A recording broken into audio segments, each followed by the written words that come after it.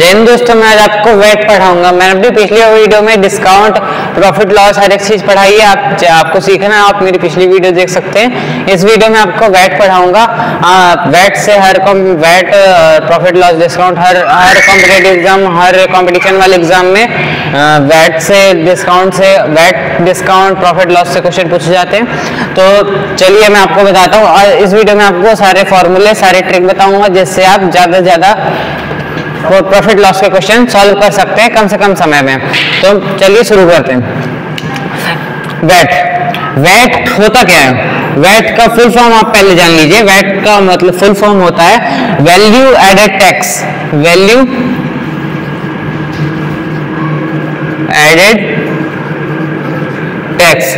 Tax के बारे में आप सुने होंगे, सबसे टैक्स लेती है गवर्नमेंट, आप सुने होंगे टैक्स के बारे में। बस वैसा ही है वेट। वेट आपको जैसे कि कोई भी चीज आपकी, जैसे कि हाँ 5 रुपए की, उसमें टैक्स लग गया तो 10 रुपए की बन गई। बस वैसा ही है वेट। वेट में मतलब आपका क्या कहते हैं, जो सेलिंग प्राइस होता है, एसपी होता है, वो होता है जैसे कि सेलिंग प्राइस जैसे कि आपका 100 होता है, ठीक है। तो वेट क्या होता है, मतलब एमआरपी जो होती है, एमआरपी होती है वो जैसे कि आपकी 120 होती है, तो उसमें वेट लगने के बाद वो कितना हो जाता है, 150। ऐसे होता है वेट, इस तरह वेट होता है। उसमें एमआरपी कितनी होती है, 120, और उसमें वेट ऐड हो जाता है, मतलब वेट लग जाता है तो वो कितनी बन जाती है, 150 की। मतलब उसमें टैक्स लग जाता है तो कितनी की हो जाती है, 150 की। इसका मतलब जो सेलिंग प्राइस होती है वो बड़ी होती है किससे, एमआरपी से। तो एमआरपी से बड़ी होती है सेलिंग प्राइस वेट में। किसमें, वेट में। और वही चीज उल्टा है किसमें, डिस्काउंट में। डिस्काउंट में क्या होता है, एमआरपी जो होती है वो बड़ी होती है किससे, सेलिंग प्राइस से। लेकिन अभी आपको डिस्काउंट पढ़ना है तो मेरी पिछली वीडियो देखिए, अभी हम वेट बताऊंगा मैं आपको। तो सेलिंग प्राइस जो होती है बड़ी होती है किससे, एमआरपी से। तो आपको वेट निकालने का क्या हो गया फॉर्मूला, आपको जब भी वेट को निकालना हो किसमें, रुपीज में, तो कितना हो जाएगा, एसपी माइनस एमआरपी। आपका क्या हो गया फॉर्मूला वेट निकालने का। वेट अगर रुपीज में, जैसे कि एमआरपी 120 है और सेलिंग प्राइस कितनी है, 150, तो कितने का वेट लगा इसमें, 30 का। इन रुपीज में, रुपीज की बात कर रहा हूँ, ठीक है, 30 रुपीज में इसमें वेट लगा है।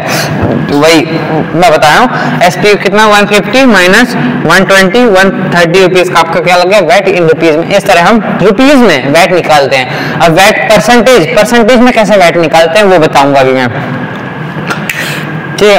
अभी आपको इतना पता चल गया कि रुपीज में कैसे वेट निकालते हैं, बस माइनस कर देते हैं, ठीक है। अब आपको बताऊंगा रुपीज में वेट कैसे निकालते हैं। वेट रुपीज में निकालने के लिए, वेट को परसेंटेज निकालने के लिए, मैं बताऊंगा जैसे कि वेट इन रुपीज में अपॉन में एमआरपी इंटू 100। ये बहुत इंपॉर्टेंट है। आप वेट, इससे हर कॉम्पिटेटिव एग्जाम में क्वेश्चन पूछे जाते हैं। आप इसको अच्छे से पढ़िएगा, ये वाला फॉर्मूला। वेट को कैसे निकालते हैं, वेट सेलिंग प्राइस निकालने का, एमआरपी निकालने का सारा फॉर्मूला मैं बताऊंगा इसी वीडियो में, आप अच्छे समझिएगा। वेट इन रुपीज अपॉन में एमआरपी इंटू 100। वेट जैसे इसमें 30 है, इसी को मैं एग्जांपल लेके बता देता हूँ, सॉल्व कर देता हूँ। 30 रुपीज का इसमें वेट लगा रहा था ना, 150 को 20 से माइनस किया 30, तो 30 अपॉन में एमआरपी कितना है, 120। एमआरपी नीचे लिखेंगे 120 इंटू 100। 30 से 120 कितने टाइम, 4 टाइम्स। 4 से 100 कितने टाइम्स, 25 टाइम्स। तो 25% का इसमें क्या लगा है, वेट है। कितने का परसेंट का वेट लगा इसमें, 25% का वेट लगा। इस तरह हम वेट परसेंट निकालते हैं। एक और छोटा सा एग्जांपल देख लेते हैं। जैसे कि अगर कोई एमआरपी है, जैसे कि कोई एमआरपी कितने की है, 100 की है, और सेलिंग प्राइस कितनी हो रही है उसकी, 150, ठीक है, 150 हो रही है। इसमें आपको क्या निकालना है, वेट परसेंटेज निकालना है। वेट परसेंटेज आपको निकालना है। तो इसमें आप पहले माइनस करेंगे एसपी से, मतलब एमआरपी को एसपी से माइनस करेंगे, कितना आया, 50 और 50 अपॉन में एमआरपी कितना है 100, जो मैंने आपको पहले फॉर्मूले बताया, अपॉन इनटू 100, 100 से 100 कट गया, 50% का इसमें क्या हुआ, वैट लगा, 50% इसमें वैट लगा।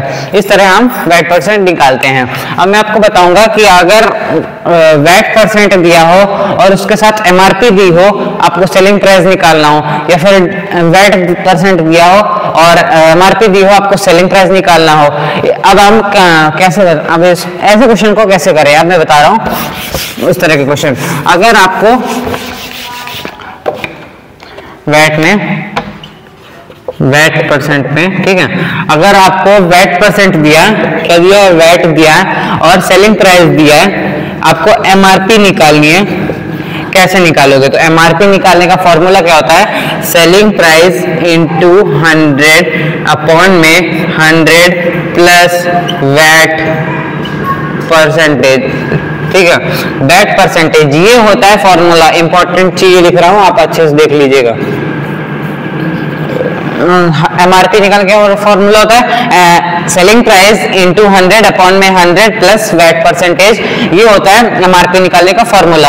अब सेलिंग प्राइस निकालने का फॉर्मूला क्या होता है, जब वैट दिया हो, क्या दिया हो, वैट दिया हो, एमआरपी दी हो, सेलिंग प्राइस पूछ रहा हो, तो कैसे निकालेंगे, MRP into 100 plus VAT percentage upon में 100।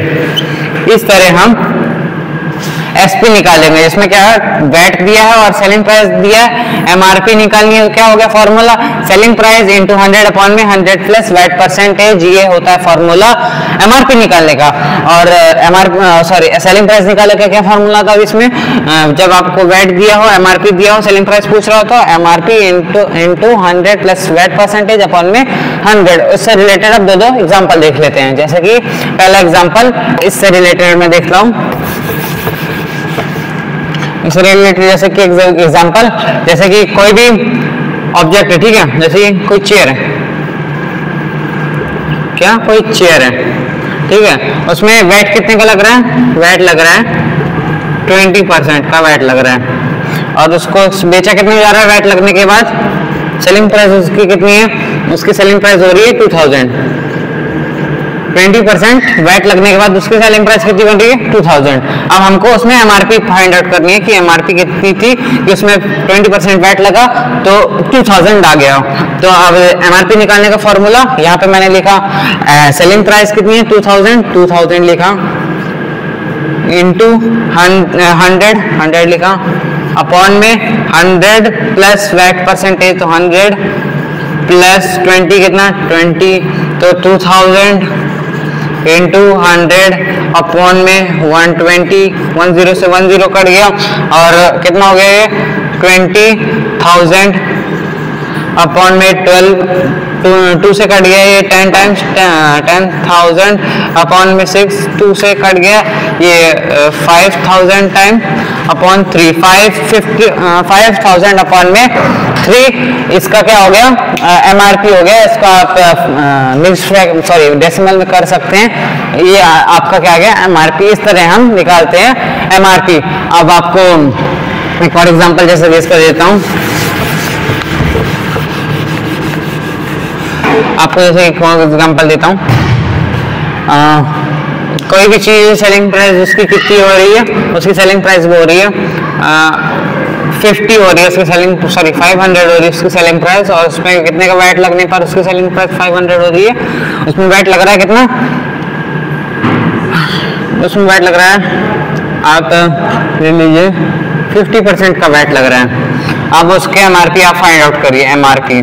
तो कैसे हम फाइंड आउट करेंगे, तो यहाँ पे सेलिंग प्राइस कितनी हो रही है 500 इंटू 100 अपॉन में 100 प्लस 100 प्लस 50, हम डायरेक्ट लिख देते हैं 150, ठीक है। 5 से 150 के 10 से 500 का 10 कैंसिल आउट हो गया। 5 से 115 15 कितने टाइम्स हो गया, 5 से 3 टाइम्स, और 5 से 50 कितने टाइम्स 10 टाइम्स। तो 1000 अपॉन में 3, इसको आप डेसिमल में कर लीजिए 1000 अपॉन में 3, ये आपका क्या हो गया एमआरपी। ये हो गई इसकी एमआरपी। इस तरह हम निकालते हैं। समझ गए। अब हम बात करते हैं, ये तो हो गया एमआरपी निकालने का। अब हम बात करेंगे सेलिंग प्राइस निकालने का। जब एमआरपी और वैट दिया हो, आपको सेलिंग प्राइस कैसे निकालना है बताता हूँ।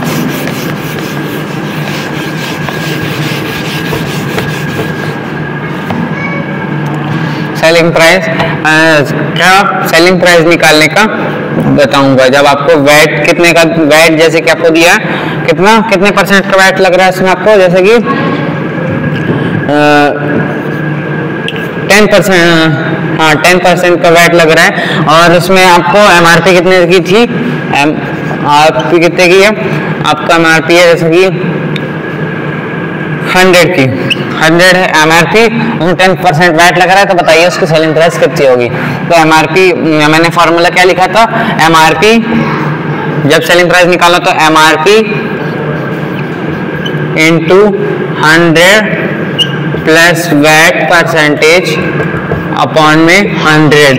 तो एमआरपी कितनी है 100 इंटू 100 प्लस वैट कितना हो गया 100 प्लस 10%, हम डायरेक्ट लिख देते हैं 110 अपॉन में 100 से 100 कट गया 110 बचा, 110 क्या हो गया इसकी सेलिंग प्राइस हो गया। 100 था उसमें 10% वैट लगा तो 110 हो गया, क्योंकि ये पूरा 100 था, 100 से डायरेक्ट 100 कर गया, 10% बस उसमें ऐड हुआ तो 10 का 10% आ गया। ठीक है, अगर आप यहाँ पे 50% भी ऐड करते ना तो 150 हो जाता, क्योंकि पूरा 100 ही है। अगर आप डायरेक्ट 100 से कैंसिल आउट हो जाएगा, इसलिए मैं थोड़ा इजी से एग्जांपल लिया, 100 यहाँ पे लिखा। ठीक है, अगर यहाँ पे आप 50 के 60 लिखे तो 160 हो जाता, 20 लिखते तो 120 हो जाता, इस तरह। इसलिए थोड़ा सा इजी से लिया, वहाँ पे पूरा डेसिमल वाला हो गया ना, इसलिए। तो आप देखिए, अब थोड़ा नेक्स्ट क्वेश्चन लिखिए, नेक्स्ट क्वेश्चन देखते हैं। नेक्स्ट क्वेश्चन जैसे कि कोई सेलिंग प्राइस आपको निकालनी है, ठीक है, और इसमें आपको वैट कितने का लग रहा है, इस बार आपको वैट लग रहा है 50% का, और आपका जो एमआरपी है उसकी जो एमआरपी हो कितनी है, एमआरपी है आपकी 2000 रुपीज, नहीं सॉरी आप ले लीजिए 5000 रुपीज। ठीक है, 5000 रुपीज आपकी एमआरपी, आपको सेलिंग प्राइस फाइंड आउट करनी है। एमआरपी 5000 है, वैट उसमें 50% का लग रहा है, बताइए कितने रुपए में बिकेगी। तो 50% का तो फिर 5000 इंटू 100 प्लस वैट कितना है 50% का वैट लगा। मैं आपको डायरेक्ट लिखवा दूंगा पूरा, फिर वो बड़ा हो जाएगा आंसर। डायरेक्ट 100 प्लस 50% की कितना हो गया 150 अपॉन में 100, ये 20 से 5000 का 20 कट गया, और 50 इंटू 150 कितना हो गया 75,000। मतलब आपको एमआरपी कितनी है 5000, उसमें वैट 50% का लगा तो कितना हो गया 7500 इसका आ गया आंसर। इसका मतलब सेलिंग प्राइस 7500 में ही बिकेगी। एक और बार बता दूं थोड़ा सा लास्ट में कंक्लूजन, जैसे आपको सेलिंग प्राइस निकालनी थी, वैट 50% का लग रहा है, एमआरपी 5000 की है। क्वेश्चन अच्छे समझिए, एमआरपी 5000 की, उसमें 50% वैट लग रही है, बताइए उसमें कितने की बिकेगी, इसकी सेलिंग प्राइस कितनी है। तो फॉर्मूला था एमआरपी इंटू 100 प्लस प्रॉफिट पर 100 प्लस वैट परसेंटेज, तो 100 प्लस वैट परसेंटेज 150 हो गया, तो 150 लिखा अपॉन में 100 की 20 से 5000 की 20 कट गया, तो फिर 50 और 150 का मल्टीप्लाई कितना हुआ तो कितना हो गया 7500। तो 7500 आपका सेलिंग प्राइस हो गया। तब तक के लिए थैंक यू। ये था हमारा वैट परसेंटेज। अगर आपको अच्छे से वैट परसेंटेज निकालना आ गया तो वीडियो को लाइक करिए। फुल वीडियो देखने के लिए आपका बहुत बहुत धन्यवाद। डायग्राम अकेडमी, अगर आपको इसी तरह अगर और अच्छे ट्रिक्स और अच्छे फॉर्मूले पढ़ने हैं तो आप कोचिंग ज्वाइन कर सकते हैं डायग्राम अकेडमी।